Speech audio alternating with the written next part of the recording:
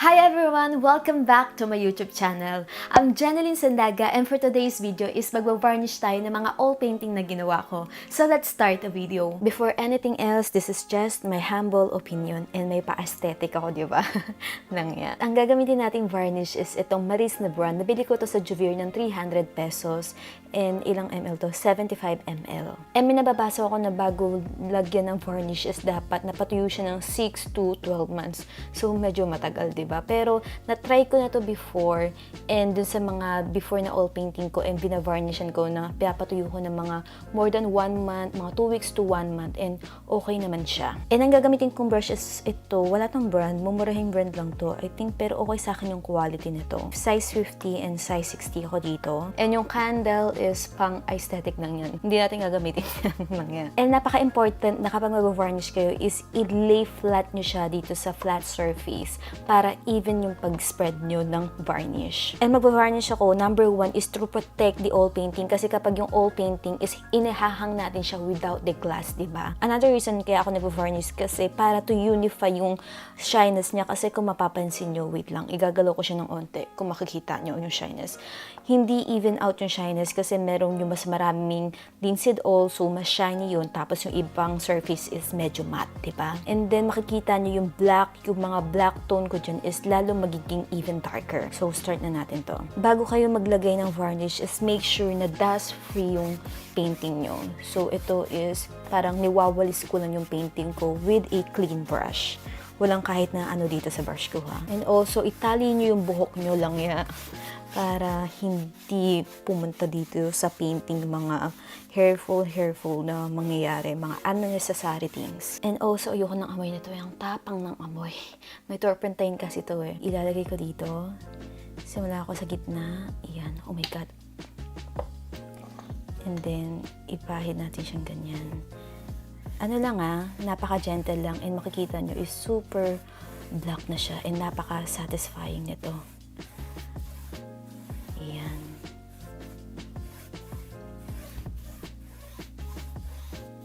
Super gentle lang.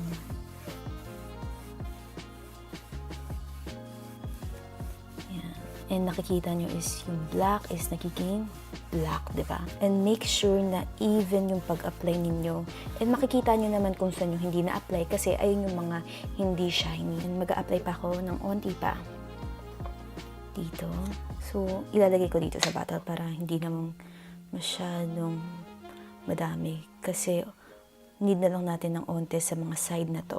And actually, this is one of my favorite part ng finishing. Napaka-satisfying niya. Apply pa tayo ng onte dito.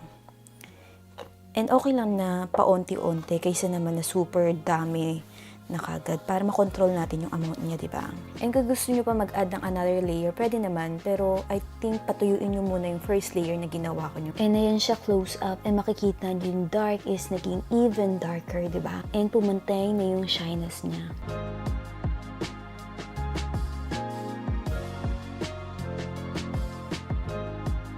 And sa ibang angle naman, kasi kanina is medyo nag-glance na yung ilaw kasi nabasa nga yung pag-varnish natin.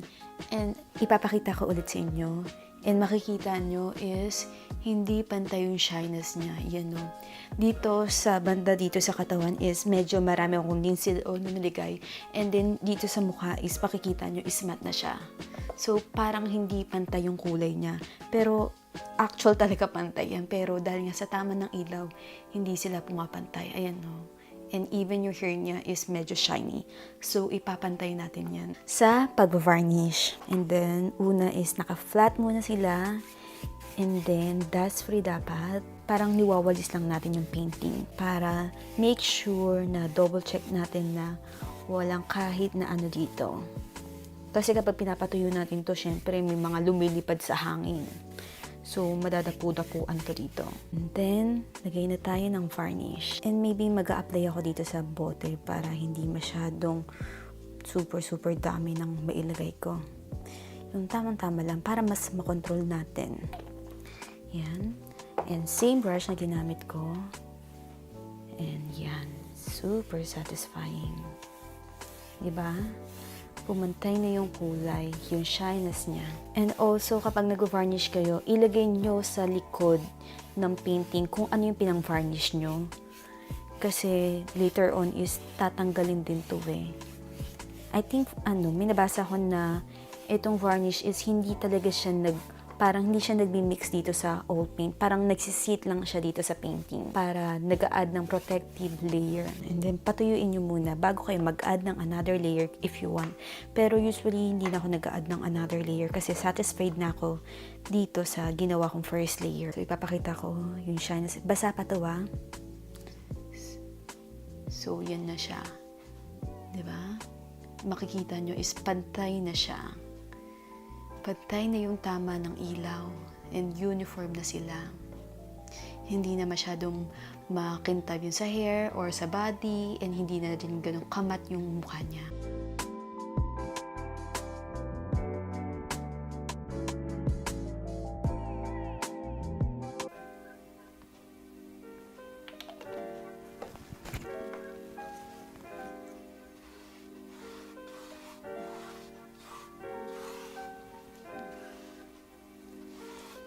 And honestly, tinimpi ko talaga to eh.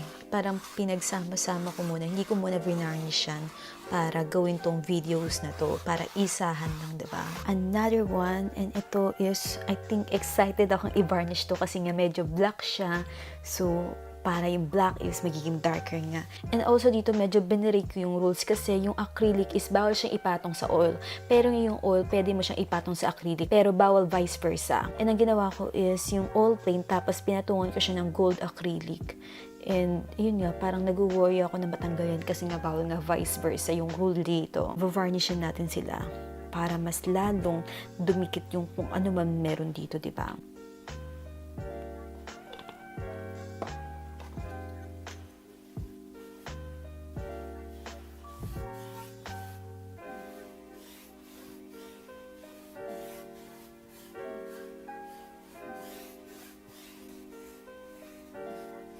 Itatry natin tong matte varnish.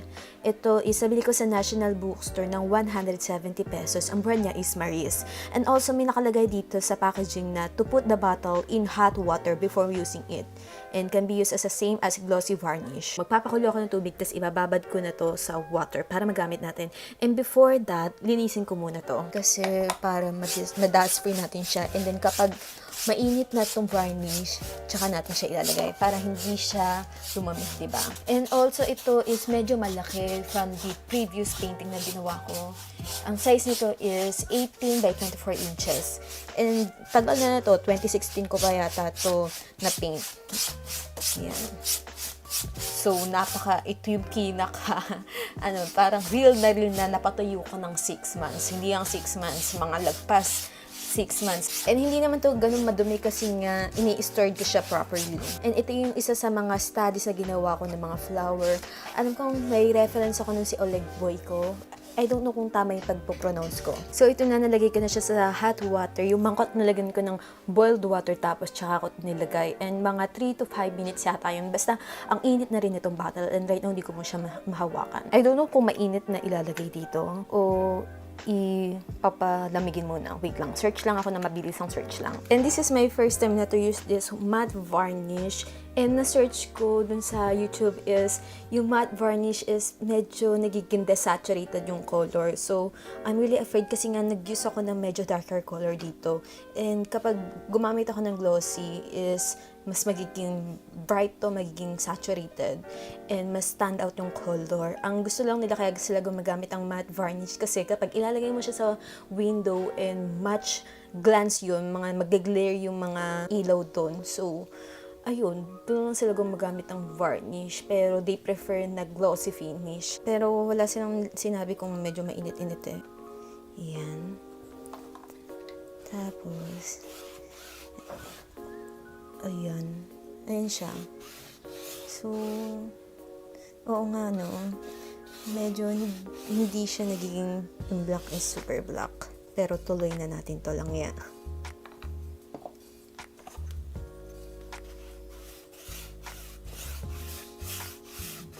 Nag-glare siya, yung may light siya kasi hindi pa siya ganun tutuyo. So, antayin natin yung finish na product niya. And super, ang baho niya. Hindi naman siya mabaho, pero super tapang ng amoy. I think medyo tuyo na siya kasi wala na akong glare na nakikita, pero hawakan ko. Dito lang sa gilid. Medyo sticky pa siya, hindi pa siya super ganun katuyo. Pero I think medyo matte finish na nga siya. And itatry ko isindi yung ilaw. So, nasinindi ko na ilaw ganyan siya, diba? Wala siyang matte na ano. Ito kasi medyo mailaw siya kasi white spot dyan eh. And I think okay naman pala kahit matte finish siya, diba? And I think for me wala siyang ganung pinagbago. Kasi nga before, diba, natatakot ako baka maging desaturated yung color niya. Pero as is yung color niya, diba? And I really like it. And na-unify niya yung buong painting na naging matte siya. So, i-compare ko. Ito yung glossy finish. Yan. Tapos kapag ginalaw ko may onting blanch yung ganyan. Diba? Pero super vibrant ng color niya, diba? And ito yung matte finish. So, pag ginanyan ko, yan. So, naka-flat lay sila, tapos may ilaw sa taas. So, ito yung glossy finish, and ito naman yung matte finish. Nakita niyo yung difference? Ito is walang ganong parang shyness, yung glare, yung glaring effect. Ito is makikita mo yung obvious na effect. Pero yun nga, kapag tinapat mo siya sa pinaka-okay yung lighting niya, yung sa mga studio, mga museum, ganun yung lighting, okay tong glossy. Yung matte, kapag ilalagay mo siya sa malapit sa window, i-display mo siya sa ganun. Pero usually, nilalagay naman natin yan sa okay na ilaw, diba? So, yan pa yung effect niya. Yan. And ito yung matte finish. Yan. So, all in all, depende talaga sa preference nyo kung ano yung mas gusto nyong effect. Matte effect or glossy finish. Kindly support me by liking this video, subscribe to my YouTube channel, at click mo yung bell beside yung subscribe button to notify you whenever I upload a new videos.